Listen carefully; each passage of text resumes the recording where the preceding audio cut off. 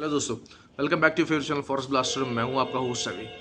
Okay जी, बात कर लेते हैं आज के दिन की। एक परफेक्ट दिन रहा पर्टिकुलरली उन लोगों के लिए जो मेरे फ्री व्हाट्सएप ग्रुप का हिस्सा है, क्योंकि उनको बेहतर गाइडेंस मिलती रही है और जो है वो जो भी सिचुएशन बनती रही, मैं हमेशा से आपको जो है ना वो उसको साथ साथ अपडेट करता रहा। फ्री व्हाट्सएप ग्रुप बताता चलूँ कि इट्स टोटली फ्री, हर कोई इसको ज्वाइन कर सकता है, कोई ज्वाइनिंग फीस नहीं है, कोई मंथली फीस नहीं है।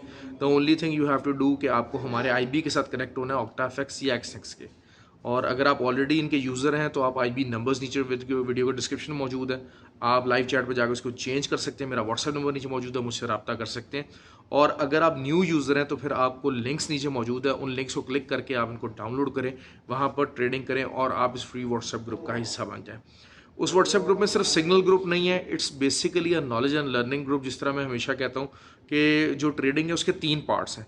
फंडामेंटल एनालिसिस आपका होना चाहिए, आपका टेक्निकल एनालिसिस होना चाहिए, और उसके अलावा जो आपकी ट्रेड मैनेजमेंट है, फियर, रिस्क और ग्रीड, इसको मैनेज करने की ये 3 चीज़ें एस्पेक्ट आपको कवर करने, तब आप जाके एक अच्छा ट्रेडर बन सकते हैं। तो हम तीनों चीज़ों को पूरी तरह से फुली जिसमें करते हैं। कुछ लोग होते हैं उससे टेक्निकल साइड देखते हैं और कुछ लोग होते हैं सिर्फ फंडामेंटल साइड देखते हैं। तो हम लोग तीनों चीज़ों को लेके चलते हैं और उस ग्रुप के अंदर आपको बेहतरीन गाइडेंस का मौका मिलता है। बात करते हैं जी कल के दिन की। कल जिस तरह मैंने गोल्ड में पर्टिकुलरली आप लोगों को कहा था, दोनों सिनेरियो बताए थे। मैं हमेशा से आपको बात करता हूँ कि एक रेंज बता देना, मार्केट है, फंडामेंटल न्यूज़ आएगी, रेंज टूटती है नहीं टूटती। और अक्सर मैं ये बात कहता हूँ कि जब फंडामेंटल न्यूज़ होती है तो जो मेरी वीडियो होती है ये शाम 5 साढ़े 5 बजे तक वैलिड होती है। उसके बाद जब न्यूज़ आती है, अमेरिकन न्यूज़ आती है, तो उसके बाद क्या अपडेट्स होती है मैं अपने ग्रुप में जो है वो डिफाइन कर सकता हूँ। 2 वीडियोस नहीं बन सकती। ऑल्दो कि इंग्लिश चैनल मेरा एक स्टार्ट हुआ हुआ है, लेकिन ये कि उस पर मैं रेगुलर वीडियो नहीं बना पा रहा। इंशाल्लाह I try to do that कि उसको रेगुलरली कर सकूँगा। तो वही मैंने आपको जिस तरह कहा था कि 61 का एरिया है, 60 का एरिया है। अगर जो है मार्केट 68 तक जाएगी और उसके बाद डब्ल्यू पैटर्न बनाएगी तो फिर हम बाय में बैठेंगे। और अगर नीचे की तरफ आ जाएगी, 54 की तरफ आ जाएगी और वहाँ से अगर एम पैटर्न बनाएगी तो हम सेल में बैठेंगे और पहला टारगेट 52 और 42 होगा। लेकिन मार्केट ने सुबह सुबह डब्ल्यू पैटर्न बनाया, बेहतरीन परफॉर्मेंस थी डब्ल्यू पैटर्न की। और जो कि मेरे ग्रुप वाले थे जिनको मैंने पूरी तरह से ट्रेंड किया हुआ इस मामले में, अल्हम्दुलिल्लाह उन्होंने बेहतरीन जो है वो बाय पोजीशन पकड़ी और उसका जो पहला टारगेट 80 का था। ऑल्दो कि मार्केट बहुत ज़्यादा पंप हुई, क्योंकि और मैं बार बार ये बात करता रहा कि रिटेल सेंटीमेंट 75 से नीचे सेलिंग पे जा ही नहीं रहा था। और जब जब रिटेल सेंटीमेंट इतना हाई रहता है तो मार्केट हमेशा उन जो रिटेलर्स होता है उनको मारती है, और वो मारते ही मारते 1700 तक ले गई मार्केट।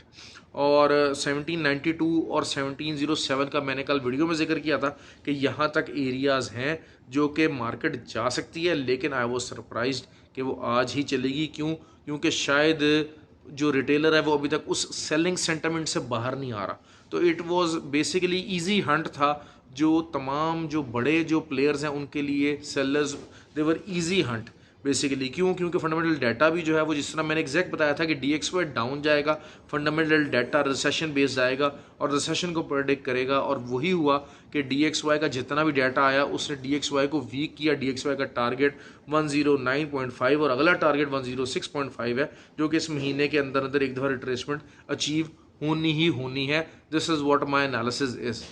ऑल्दो थोड़ा ऊपर नीचे आगे पीछे होकर जा सकता है, लेकिन ये कि वही चीज़ हुई।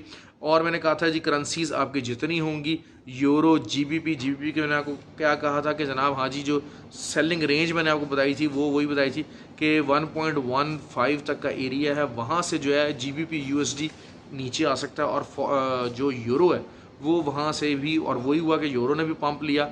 दूसरा एक क्लियर सेलिंग एरिया बताया था, बहुत अच्छी सेलिंग थी। आई डोंट नो लोगों ने ली है नहीं ली। मैंने आपको एक बात कही, 145 के ऊपर जैसे ही आएगा USD JPY it will go down.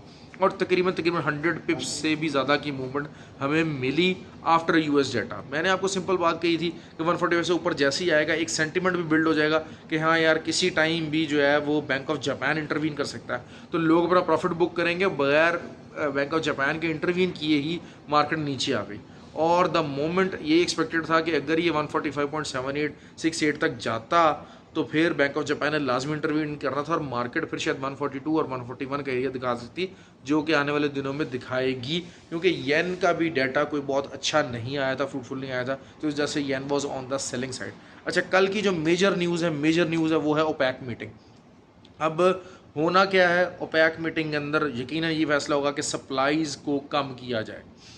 अगर तो ये फैसला आ जाता सप्लाई को कम किया जाए, लेकिन इनिशियली होगा क्या कि इस फैसले के एस्पेक्ट में जो रिटेलर वो सेलिंग में बैठेगा, बाइंग में बैठेगा। तो हो सकता है कि जनाब जो है ना कि इस उम्मीद पे कि जनाब हाँ जी जैसे ही सप्लाईज कम आएगा तो बाइंग जाए, तो अगर वो बाइंग सेंटामेंट 80 से ऊपर क्रॉस कर गया तो फिर यकीनन जो है वो रिटेलर इनिशियली मार्केट को सेलिंग में लेके जाएंगे, उन बायर को स्टॉप आउट करवाएंगे और उसके बाद मार्केट बाइंग की तरफ जाएगी। तो ये चीज़ें देख लीजिएगा। लेकिन ये कि ये बताना चलूँ कि 80 की बहुत तगड़ी सपोर्ट बनती जा रही है। मार्केट खुली ही, जिस तरह मैंने आपको कहा था कि फ्राइडे को जो मार्केट 80 से नीचे क्लोज होना बनती नहीं थी, मैंने जो आपको एक बात कही थी कि इट वाज नॉट एक्सपेक्टेड कि फ्राइडे को ऑयल की मार्केट 80 से नीचे क्लोज होगी, लेकिन द क्लोजिंग वाज 79.4। लेकिन हुआ क्या, मार्केट गैप अप ओपन हुई, जस्ट बिकॉज कि आई वाज एक्सपेक्टिंग कि हाँ मार्केट को 80 से ऊपर क्लोज होना चाहिए था। मेरे व्हाट्सएप ग्रुप वाले नीचे यकीनन जो है वो इसमें जो है वो कमेंट करेंगे, तो यू कैन एंडोर्स दैट कि हाँ I was of that opinion कि ये 80% होना चाहिए था। और उसी वजह से गैप अप ओपन हुई और उसने अच्छा मोमेंटम दिखाया। और फिर मैंने आपको कल वीडियो में कहा था कि 83.5 से ऊपर सेलिंग बाइंग मत लीजिएगा। बार बार ये बात कही थी, इट इज़ नॉट रिकमेंडेड कि आप 83.5 से ऊपर बाइंग लें। लेकिन अगर जो है ओपेक का डाटा सुबह सुबह अर्ली मॉर्निंग ये आ जाता है कि जनाब हाँ जी सप्लाईज को कट शॉर्ट किया जाएगा, तो 86 और 87 का टारगेट कल आप अचीव होता देखेंगे। लेकिन अगर ओपेक ने कह दिया कि जी no change in supplies and it will remain the same, तो फिर आप हो सकता है कि कल दोबारा 76 तक की तरफ या और 78 का जो हमारा पहला टारगेट होगा और 76 can be the other target. तो आफ्टर डेटा आप सुकून से ट्रेड ले सकते हैं और अच्छी ट्रेड आपको मिल सकती है ऑयल के ऊपर, क्योंकि मेरा हमेशा मानना ये है कि if you want to get rich you should trade in oil. Euro USD मैंने जिस तरह आपको बताया था कि हाँ जी जितना मर्जी वीक डेटा आ रहा है, सारा कुछ आ रहा है। 75 बेस पर इंटरेस्ट में इंक्रीज़ होना है, DXY डाउन भी जाना है, क्योंकि रिसेशन बेस्ड डाटा आता चला जाएगा। और कल भी जो है वो डाटा कुछ मौजूद ज़रूर है, लेकिन बहुत ज़्यादा हाई इम्पैक्ट नहीं है जिस तरह कि आज उसने डाटा ने इम्पैक्ट दिया था। क्योंकि बेसिकली आप ये बताता चलूँ कि आज बड़े अरसे के बाद US इकॉनमी का पहला डाटा था कि जिसने वाकई रिसेशन की झलक दिखाई है, and there is further more pain to come. और जो मैं ये बात करता चलूँ कि जब आप ये देखेंगे ये ऊपर की तरफ जाने वाला मामला जो है ना वो कब से स्टार्ट होगा, वो नवंबर से ही स्टार्ट होगा। गोल्ड का बताता चलूँ, गोल्ड 1707 की एक रेजिस्टेंस है, अच्छी रेजिस्टेंस है, तगड़ी रेजिस्टेंस है, आम रेजिस्टेंस नहीं है। लेकिन 1688 जहाँ पर नीचे जाए आप बाइंग कीजिए, बाइंग को पकड़िए। 1688 का अगर मौका मिलता है, 84 82 का मौका मिलता है जस्ट इन केस, तो आप बाइंग की तरफ जाइएगा और वहाँ से आप बाय कीजिएगा। और अगर नीचे से 88 से मिलता है तो 1700, फिर 1707 और फिर 1720 कैन बी योर टारगेट्स। और अच्छा एक जो है वो सेटअप बन गया, काफ़ी अच्छा बन गया। लेकिन वही बात है कि 1707 क्योंकि वीकली रेजिस्टेंस है, तो इस रेजिस्टेंस को आपने थोड़ी सी इंपॉर्टेंस देनी है। और अच्छा एक चीज़ मुझे समझ में नहीं आती है कि लोग ट्रेडिंग करना चाहते हैं। मैंने जैसे एक एरिया बताया था कि हाँ मैं हमेशा ऑल्दो कि आपको बात करता हूँ जो मेरे प्रीवियस चैनल्स को फॉलो कर रहे हैं, मैं बस कहता हूँ कि यार चार्ट जो है ना ये एक अंदाज़ा है हमारा कि ठीक है ये सप्लाई जोन है, ये डिमांड जोन है, इस जोन के ऊपर आके प्राइस बाइंग या सेलिंग की तरफ जा सकती है। लेकिन अब जैसे मैं इस टाइम वीडियो बना रहा हूँ तो चार्ट फॉर्मेशन जो उस टाइम पे होगी वही बताएगी। अगर किसी फंडामेंटल, और मैं हमेशा बात कहता हूँ, अगर किसी फंडामेंटल न्यूज़ के असर में आके मार्केट ऊपर या नीचे जाती है तो फिर वो बाइंग जोन और सेलिंग जोन सबको उड़ा के रख देती है और वो अपनी ही मूव में चलती है। तो कल जो है वो ये चीज़ें को समझें, हमेशा एक भी 15 मिनट्स की भी कोई बेरिश कैंडल नहीं बनी अप टिल 1688 के एरिए तक जो है वो एक भी बेरिश कैंडल नहीं बनी। And I was surprise to know that people were asking कि हाँ यार हम सेलिंग ले लें। सर थोड़ी सी बेसिक नॉलेज अपनी इंक्रीज़ करें। एटलीस्ट मैंने 2 वीडियोज़ हैं मेरी नीचे इस डिस्क्रिप्शन के अंदर जिसमें how to trade and how to take a trade और मिस्टेक्स इन ट्रेडिंग बड़ी एक नॉर्मल और लेमैन लैंग्वेज के अंदर आपको चीज़ें समझाई हुई हैं कि क्या क्या गलतियां आपने नहीं करनी है इस ट्रेडिंग के लिए। तो प्लीज़ आप इन चीज़ों को समझें, इन चीज़ों को देखें, अपने आप को ग्रो कीजिए, अपने आप को बेहतर कीजिए। USD JPY सेम एरिया रहेगा, कल 43.5 का भी एरिया अचीव हो सकता है नॉर्मल मूवमेंट के अंदर। और 99 जो 0.99 जो का जो एरिया। अच्छा दूसरा हमारी जो एक मैंने कॉल दी थी वीडियो के अंदर मैं नहीं बता सका था, लेकिन एक मैंने कल कॉल दी थी USD CAD की और मैंने बताया था कि जी 137.5 का एरिया टूट गया है और वो रीटेस्ट के बाद आप इसको दोबारा सेल में बैठिएगा। वहाँ पर भी अच्छे हमने पिप्स निकाले, 100 पिप्स की तकरीबन जो है वो कॉल हमारी चली। तो it was overall a very good day. लेकिन बात वही है कि देखें, जो आम बंदा होता है ना, रिटेलर, वो मार्केट के सेंटीमेंट के मुताबिक चलने की कोशिश नहीं कर रहा था। अब मार्केट अब क्या है कि अभी तक जब मार्केट नीचे आ रही थी the people were getting stuck in the buying. अब जब मार्केट रिट्रेस हो रही है, मैं इसको ट्रेंड चेंज अभी भी नहीं कह रहा। क्यों? क्योंकि नवंबर में ये मार्केट आपको दोबारा से शायद 1600 के 1606 और 1616 के एरिया के पास मिल सकती है बड़े आराम से। तो ये ट्रेंड रिवर्सल नहीं है, लेकिन रिट्रेस हो रही है और अच्छी खासी रिट्रेस होने जा रही है। तकरीबन 70-80 पिप्स रिट्रेस हो, $70-80 रिट्रेस हो चुके हैं। लेकिन पीपल आर स्टिल फॉन्ड कि हाँ हम यहाँ से सेलिंग ले लें। तो ऐसा क्यों आप करना चाहते हैं? क्योंकि वही बात होती है कि मार्केट जब एक डायरेक्शन में चलती है तो 2 से 3 दिन आपको एक डायरेक्शन में प्रॉफिट देती है।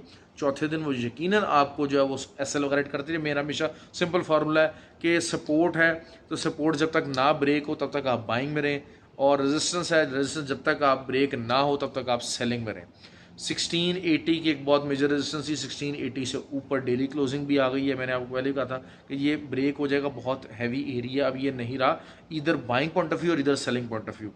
तो अब लेकिन 1707 का एरिया एक बहुत इंपॉर्टेंस रखता है। आई डोंट नो कि कल वो रिस्पॉन्ड भी कर पाता है कि नहीं कर पाता।